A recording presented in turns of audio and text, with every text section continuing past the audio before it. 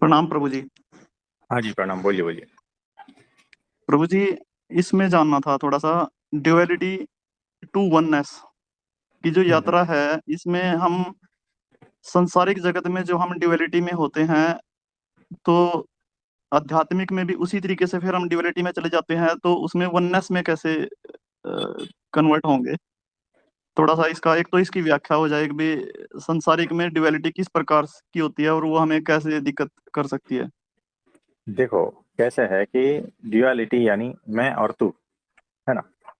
जी। संसार में भी और अध्यात्म में भी, मैं और भगवान, है ना? यानी मैं अलग हूँ, ये दोनों जगह रहता है, संसार में और अध्यात्म में, दोनों में। और वननेस का मतलब क्या है कि दोनों एक हो गए, ऐसा है ही नहीं, एक ही है। जी। उस एक को आप वो कह लो या मैं कह लो, है ना? जी। दोनों की यात्रा अलग है। अगर आप वो कहते हो तो भी यात्रा अलग है, मैं कहते हो तो भी यात्रा अलग है। तो वननेस यानी दोनों मिल गए और एक हो गए, ऐसा नहीं है। एक ही है। जैसे समुद्र एक ही है ना? तो जी। कोई उसको हिंद महासागर कहता है, कोई पैसिफिक कहता है, कोई अटलांटिक, है ना? जी। मतलब अलग अलग, लेकिन है तो समुद्र, है ना? जी एक प्रभु ही जी। है। तो जैसे नाम दोगे वैसी फीलिंग आएगी। और ड्युअलिटी जब हट जाएगी, यानी मैं जब हट जाएगा, तब फिर वही रहेगा जो है। फिर तुम नहीं रहोगे, यानी मैं हट गया तो तुम रहोगे, ऐसा नहीं है। मैं हट जाता है तो जो है वही रहेगा, जी। और वही तो परमात्मा है। तो ऐसा है। तो इसमें डे टू डे लाइफ में भी प्रैक्टिस की जरूरत होती है जी। प्रैक्टिस में कैसा है कि समझदारी ही प्रैक्टिस है। जी। जैसे जैसे समझदारी बढ़ती जाएगी, होश बढ़ता जाएगा, बस वही है। जी प्रभु जी। और कुछ डाउट है? प्रभु जी, एक ये ध्यान के दौरान कई बार ऐसा होता है, अ, हम्म। जो ऑक्सीपिटल रीजन है उसमें इंडियन पॉइंट जो होता है ना, हम्म। मतलब नेजियन के बिल्कुल अपोजिट पीछे, हम्म। वहां पे निडल, जैसे निडल लगती है ऐसे होती है कई बार, पूरी चुभन सी ऐसी होती है और उसमें खाज भी होती है, फिर खजाने का मन करता है। हम्म। तो ये इसी ये क्रिया होता का है। हिस्सा है जी। हाँ, देखो ये कैसा है, ये होता रहेगा। अलग अलग जगह पर जब शक्तियाँ ट्रैवल करके इकट्ठी होती है, या तो वो सारी सेंसेशन होते हैं, कोई प्रॉब्लम नहीं। उस पर ध्यान दे देना है, मतलब कि फोकस वहां पर रख देना है कि क्या हो रहा है, कैसा हो रहा है, साक्षी भाव से। जब साक्षी भाव से फोकस वहां रख देते हो, तो धीरे धीरे वो अपना रास्ता ले लेती। पर ये काफी, कई बार थोड़ा सा पेनफुल लगती है, ये ऐसा लगता है जैसे निडल ही घुस गई हो हम्म। ऐसे। तो कोई टेंशन नहीं लेना है। अगर ऐसा कुछ रहे तो कभी कभी ध्यान छोड़ देना है ना? और ध्यान जो है सिर्फ भगवान की मूर्ति का करना है। तो बाकी जी। सारी जो चीजें है ना, वहां से हट जाएगी और मूर्ति में लग जाएगी। तो इस जी तरह प्रभु से जी। प्रैक्टिस करना मूर्ति, है। हाँ, भगवान की मूर्ति से ज्यादा अक्षर ब्रह्म सतपुरुष का ही ज्यादा छवि ध्यान में रहती हाँ, है ज्यादा, क्योंकि वो हाँ, हाँ। देखे हैं ना, हर टाइम देखने में आते हैं। हाँ जी। तो सही मूर्ति बात है। दिखती दिखती नहीं है जी। तो कोई बात नहीं, वो सही है। प्रभु जी, आपने एक दिन दान के ऊपर विस्तृत चर्चा में बताया था कि भाई सुपात्र का दान ही ज्यादा अच्छा होता है, और कुपात्र को दिया जाए तो अपना भी नुकसान कर देता है। हम्म। उसमें प्रभु जी एक एक बिल्कुल सत्य घटना आई थी। हरियाणा हम्म। में एक रोहतक जिला है, वहाँ के, हाँ। वहाँ की एक घटना है कि वहाँ पे एक सेठ था, वो हर महीने हरिद्वार में जाता था और वहाँ पे है ना पर्टिकुलर जगह बना रखी थी, वहाँ पे बैठ करके दान किया करता था। हम्म। तो उसके पास भीड़ लगती थी, सुबह से शाम तक उसका फिक्स टाइम होता था, 5 बजे तक शाम को दान करना है। हम्म। तो एक दिन क्या हुआ जी, उसने 5 बजे तक दान करके सब निपटा दिया। उसके बाद फिर एक आदमी आया बाद में, हम्म, उसने कहा कि मुझे कुछ चाहिए। उसने कहा कि अब तो सब खत्म हो गया, 5 बजे तक का टाइम था। हाँ, तो उसने गिड़गिड़ाया कि मुझे पता नहीं था और मेरे को तो कुछ दे दो, मैं तो बड़ी उम्मीद करके आया हूँ। तो हाँ, उन्होंने दया आई, उन्होंने क्या किया, उस सामान तो था नहीं, अपने कोट पे है ना सोने का बटन लगा हुआ था, वो तोड़ करके दे दिया उसको। हम्म, हम्म, तो प्रभु जी उसने क्या किया, वो तो सेठ तो अपने घर आ गया वहां पे रोहतक में। हम्म, तो हम्म, उस आदमी ने, वो था मछुआरा जी, हम्म, उसने जाल, उस सोने का बेच करके जाल लिए मछलियां पकड़ने के, और पूरा काम बढ़ा दिया उसने अपना। हाँ, हाँ, और दिन पर दिन मछलियां ज्यादा से ज्यादा पकड़ने लगा, और उधर उस सेठ की कंगाली शुरू होगी जी। हम्म, उसके पास जी सारा कुछ बिक गया उसका, और कुछ भी नहीं रहा, रोटी के भी लाले पड़ गए उनको। हम्म, तो ये हालत हो गई थी उसकी। एक दिन उसकी पत्नी ने कहा कि भाई मेरे मायके में चले जाओ, और वहां से कुछ मिल ले ले कुछ भी द्रव्य मिल जाएगा तो ले आना। उसने कहा मैं मांगता नहीं कहीं भी जा करके, और वो अपने आप देंगे तो मैं ले लूंगा, वरना मैं ले लूंगा नहीं, ऐसे मांगना नहीं है मुझे। उसकी पत्नी ने उसको 4-5 रोटियां बना करके दे दी। पैदल ही जाना था, अब तो गाड़ियां तो बिक गई थी सारी। हम्म, 15-20 किलोमीटर दूर था जी। तो वो चलने लगा। रास्ते में जो दोपहर हुई, दोपहर में सोचा कि भाई चलो खाना वाना खा लेता हूँ, एक पेड़ के नीचे बैठ गया। वहां पे एक, उसने देखा, अभी रोटियां खोल रहा था वो, उसने देखा कि वहां पे ही उसी पेड़ के पास में ही एक कुतिया प्रसव पीड़ा में थी। हम्म, और उसने दया करके उसके आगे एक रोटी डाल दी, हम्म, और उसने वो खा ली, और वो उसको थोड़ा सा शक्ति मिली, और उसने एक बच्चे को जन्म दिया। हम्म, ऐसे धीरे धीरे करके उसने सारी रोटियां उसके आगे डाल दी, और उसके पूरा प्रसव का संपन्न हो गया उसका कार्य। हम्म, मतलब बच्चों को उसने जन्म दे दिया। हाँ, हाँ, तो ये किया, तो शाम हो चुकी थी वहां पे। वहां से उसने सोचा कि अब वहां ससुराल में तो जाता नहीं, अब वापिस घर चलता हूँ। हम्म, तो वहां से उसने सोच कहा जी कि भाई इस कपड़े में है ना, वहां से वो मिट्टी के ढेले पड़े हुए थे, डले जो बोलते हैं उनको, बड़े बड़े। हम्म, 2-4 उसने उसमें बांध लिए वो, और हम्म, सिर पे रख लिए।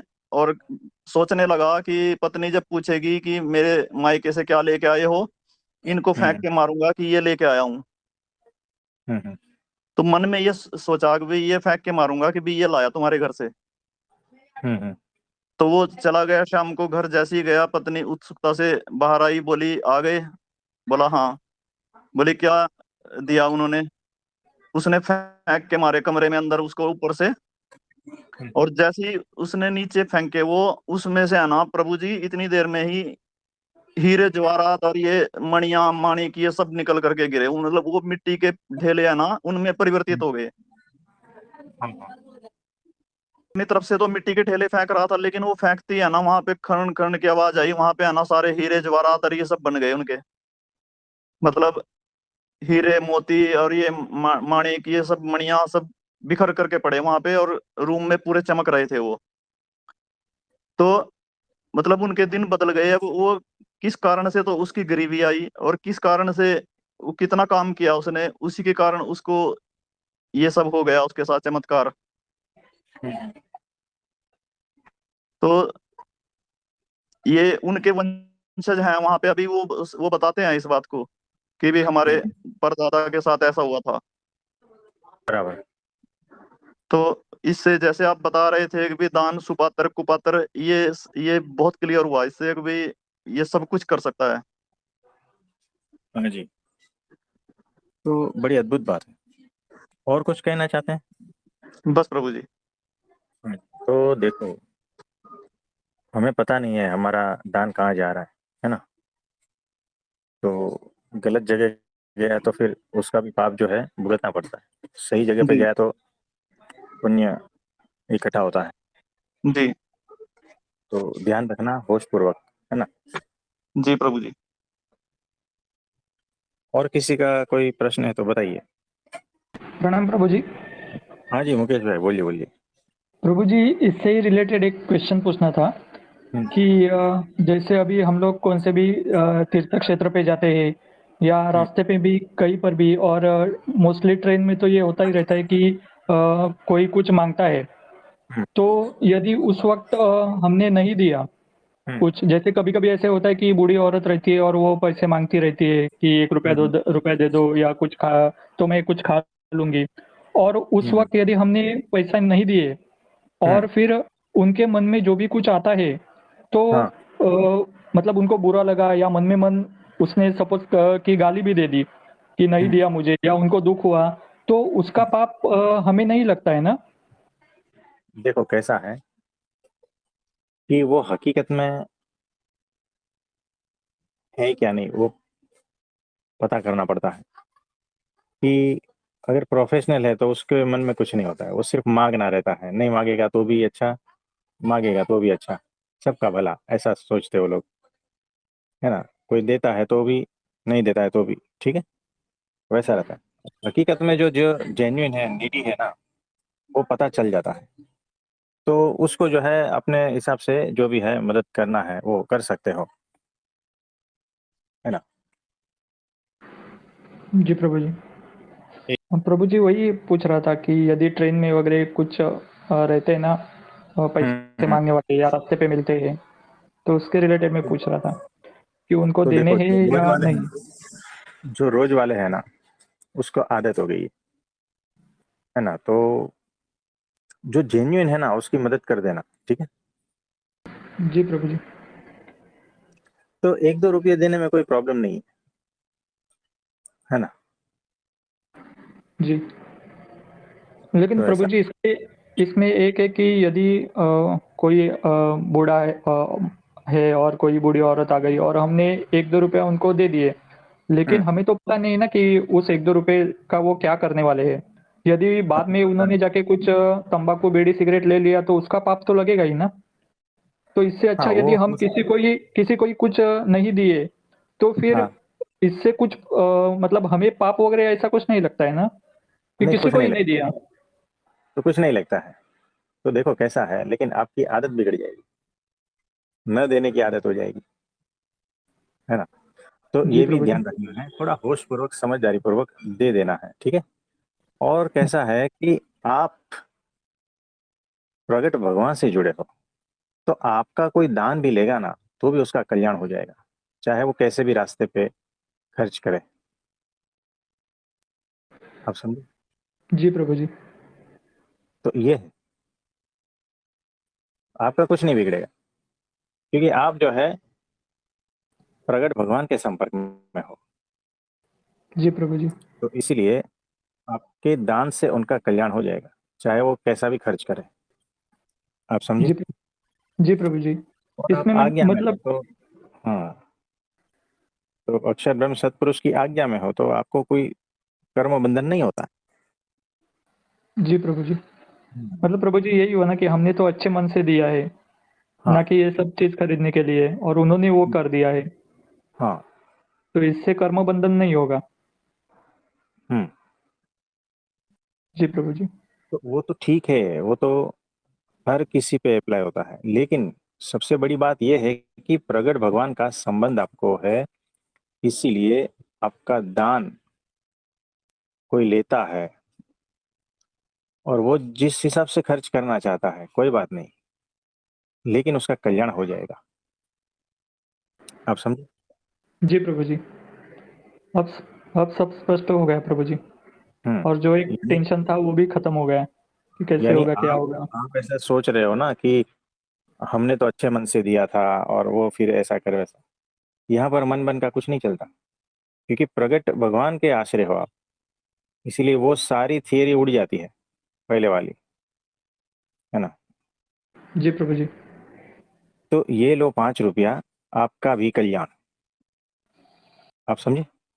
जी नहीं तो प्रभु क्या जी, होता है, समझ गया। ये लो 5 रुपया, आप मुझे आशीर्वाद दो, मेरा कल्याण हो जाए, है ना, ये एक दूसरा प्रकार का थिंकिंग होता है। और ये लो 5 रुपया, आपका कुछ काम हो जाए और मैं निस्वार्थ भाव से देता हूँ, ऐसा, है ना। ये हो गया तीसरा पैटर्न। लेकिन जो उच्च है वो ये है कि ये लो 5 रुपया, आपका काम भी हो जाएगा, हम आपके लिए प्रार्थना करते हैं और आपका कल्याण हो जाएगा। तो प्रगट भगवान के संबंध वाले अगर किसी को दान भी देते हैं तो कैसा भी पापी जीव हो उसका भी उद्धार हो जाता है। तो शशिभाई वाले जो सेठ जी है ना, उन्होंने अपने कोट का बटन दे दिया था, लेकिन अगर वो प्रगट भगवान का भक्त होता ना, तो उन्होंने जो कोट का बटन दिया था सोने का, तो जो मछुआरा था उसका उद्धार हो जाता, उसमें थोड़ा होश आ जाता, विवेक जागृत हो जाता था और उसे पछतावा होता कि ये मैं क्या कार्य कर रहा हूँ, तो हो सकता है वो कार्य छोड़ दे, है ना। तो प्रगट भगवान के संबंध वालों का इतना प्रभाव होता है। जी प्रभु जी। ऐसा है। ठीक है, तो आज के लिए इतना। आप ठीक सभी है को प्रभु। मेरा नमस्ते, प्रणाम।